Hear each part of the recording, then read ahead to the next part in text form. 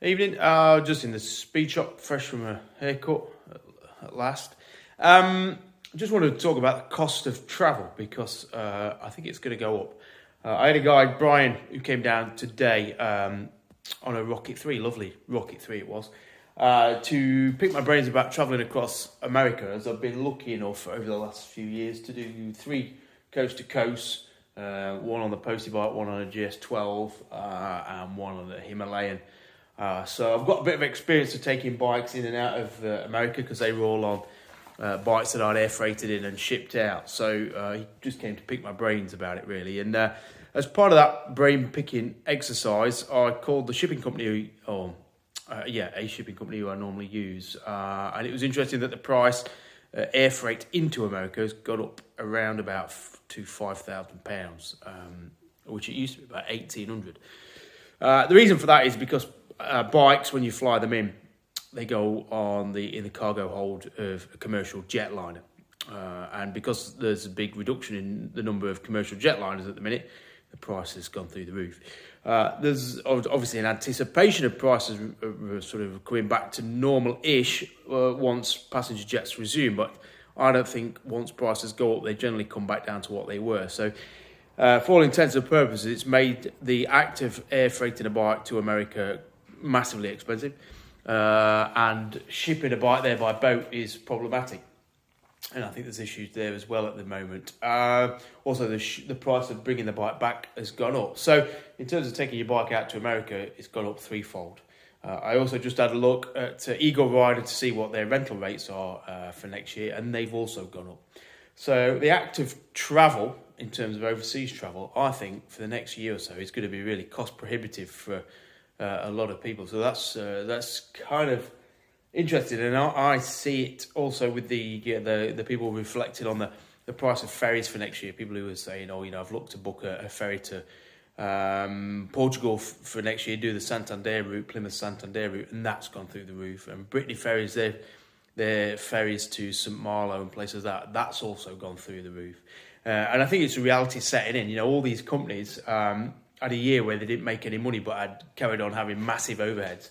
And I kind of saw it in when I saw the Facebook post, from last year when COVID first hit. People were really angry that they weren't getting refunds, and they were pushing for refunds, and they didn't want the credit notes and anything like that. Well, unfortunately, companies can't survive by taking money and spending it on operating costs, then having to give all that money back, because that just accrues massive debts. I'm a one-man band running a business, and thankfully a lot of my customers were understanding in not demanding deposits back and happy to roll them forward. That kept me afloat. Now, I can't imagine what companies like Brittany Ferries are having to do when everyone wants their money back, with customers who are less sympathetic than mine. So it really means that a lot of the companies operating in the tourism industry, the prices are going to go up, and there's not a great deal that can be done about that. And it'll be a question of whether customers, us, are willing to pay those prices, or whether those companies will go to the wall or really struggle. So I think we're at a real crossroads in terms of travel, motorcycle travel. And I think what will happen is it will really focus us into doing domestic travel and travel that's closer to home and more affordable, which in a sense is no bad thing, because the act of travel really is not governed by where we travel to or how far we travel. It's about the purpose of travel, the pursuit of travel, the pursuit of evolving and taking ourselves somewhere different, somewhere new. And I think up until now, we've been quite indulged by cheap transport and cheap options in terms of long-distance flights and long-distance travel. And actually, really, it's trivialised travel, which is, I'm not saying that's a bad thing. That's almost a good thing, because it's meant it affordable for more people. But we're hitting a point where I think the costs are going to price a lot of people out the act of travel, certainly motorcycle travel, where costs were already high as it was. So what that means, I think, is we've really just got to make the most of what we've got within the parameters of what we can afford or what we can justify. So if that means making the most out of what's on our doorstep, I think so be it. We've still got some great riding in the UK.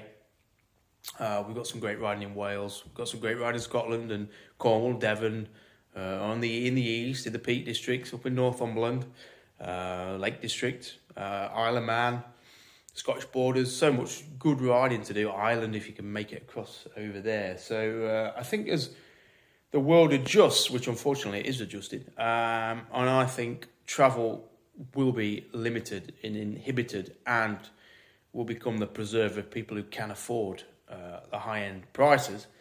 I think the rest of us, we really have to just realign our sights and get used to the fact that we are going to have to change our destinations, but that doesn't necessarily mean we're going to have to change our challenge or our enjoyment of motorcycle travel.